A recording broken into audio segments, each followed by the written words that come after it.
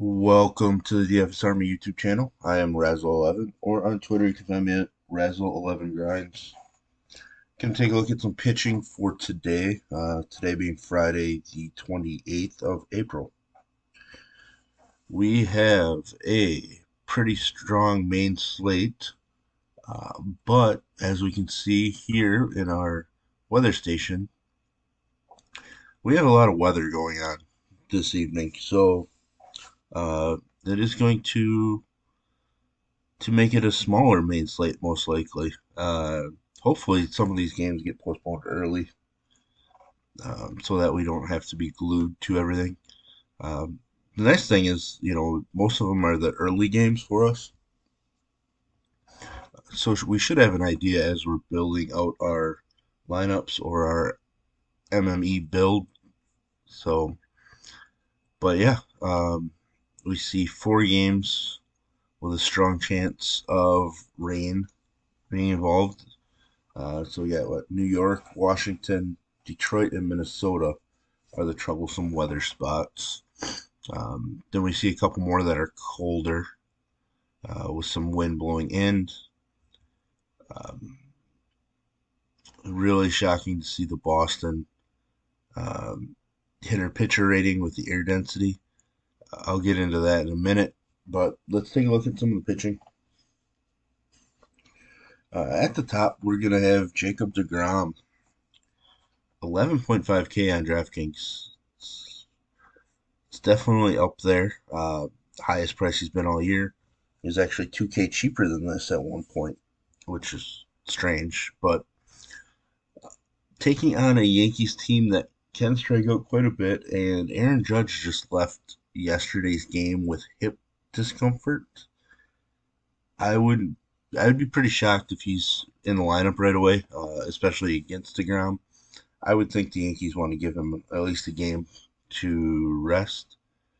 And if you take Judge out of that lineup right now, the lineup looks just really weak, uh, especially the bottom half of that lineup. So DeGrom's going to be definitely be in play. Uh, Most likely going to be my number one overall pitcher on this slate. I know it's not really saying a whole lot. DeGrom at number one, shocker. But we have the two guys right below him here are interesting for me. Luis Castillo taking on the Blue Jays. I don't necessarily love taking pitchers against the Blue Jays, but Castillo has looked really good this season, and I think he's an interesting pivot away from DeGrom in some lineups because he certainly has the upside to be in the winning GPP lineup. But right now it feels more like a 10 to 15% play than a main jam 'em in play. That may change as the day goes on, but that's kind of where I'm sitting right now. We have Framber Valdez against the Phillies, pitching at home. I mean, I'm always using Framber. Steady. He's been excellent at home so far this year. Strong K numbers, and we know what we're getting out of him. Basically, we're pretty much getting 6 innings plus.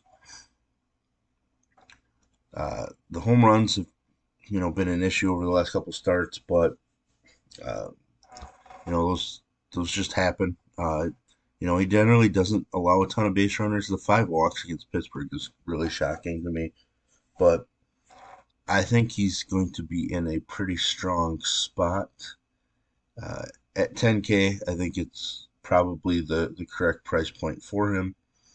Uh, but it sits right now. He's probably my number two, maybe my number three behind somebody coming up. I think this game has a total of just 7.5 by the looks of it. So there are actually a bunch of 7.5 game totals on the slate today. So, or just in games in general. I don't know if they're on the slate. It looks like some of them are the very early games. But yeah, Framber Valdez is one of those guys that's just steady, and we pretty much know what we're getting out of him. Uh, doesn't really rock the same kind of ceiling as the DeGrom, but not many are going to do that. And we get to my first fade of the day. And if you've been reading the content or watching this video, every day that Nola slides into the scheduled starter role, he's finding his way into my fade list. I am very convinced that he's just not 100%, speculation or whatever, but I really think pitching into November last year and racking up those innings has made, this season kind of a rough one for Nola. Uh, you know, not a ton of rest before all of a sudden you have to ramp it up in February and get going. From watching the games, I just don't think he's as crisp and as sharp. So, as we can see, 22 Ks over 5 starts, it's not really all that great for a guy like Nola. So, I will not be using Nola tonight, even though like the Houston lineup overall is weaker this year, but it's just yeah, like Nola's just an auto fade for me at this point. So, looking at Bieber, I woke up this morning planning on telling you I was going to be fading Bieber because I haven't been all that impressed with his last handful of starts. Walking too many guys, not a ton of strikeouts. Limiting runs for the most part, but he hasn't been super sharp. But then when I looked at the weather and the weather in Boston being so cold and one of the best spots for pitching on the slate, he's going to end up being, SP 2 or 3 at this point. Um, I'm kind of hoping that changes as we learn more about the weather and maybe I can push him down because topping out at 19 fantasy points this season in any start. It's kind of shocking for a guy that was 10.5K at one point this year already. So I'm going to spend the day hoping that I can move Bieber down. But otherwise, I'll just kind of reluctantly keep him in my top 3 just based on uh, the environment in Boston. Zach Eflin, one of the guys that I have been using quite a bit. It's been really steady, picking on the White Sox team, even though they did score a couple runs against McClanahan. They did get blown out last night, so I'm going to go back to Eflin. 9K is an aggressive price point. He was in the mid sevens for 2 of his starts this year, but I think he's a solid option. Um, 3-man group that I'm looking at potentially fading here. I know I'm kind of talking about everybody. I don't really want to use a lefty against the Angels, especially if it's Wade Miley. I know he's been pretty solid overall, but I, it's Wade Miley, and I don't think that he can keep up whatever he's got going on. He does have just 3 strikeouts in 3 out of 4 starts. So, when I'm paying 8,700, I'm going to need some K upside. I just don't know that he has enough upside for me. Um, Similar with Flaherty, I know that the Dodgers lineup hasn't been the same, but I expect some of the guys to start coming back now. Flaherty did look great his last start for the most part. He still gave up 3 runs against a tough Seattle squad, but cut down the walks, strikeouts jumped up. But I'm just not really interested in playing Jack Flaherty right now. Dustin May is probably going to end up in my player pool, but I'm not going to force a ton of percentage on him against the Cardinals. Uh, you know, I, I would love to see Dustin May rack up more strikeouts, but he's just not doing that with the stuff that he has. Pretty strong ground ball rates at times, but it's just not consistent enough. So uh, he's somebody that I would love to have some shares of, but um, right now I'm planning on limiting myself. I'm gonna scroll down just a little bit. A couple of my favorite guys to fade right now. Giolito. Tampa Bay got to him for 2 home runs, 4 runs over 7 innings last time out. He did have a great start against Philadelphia, was dominant against Minnesota as well, but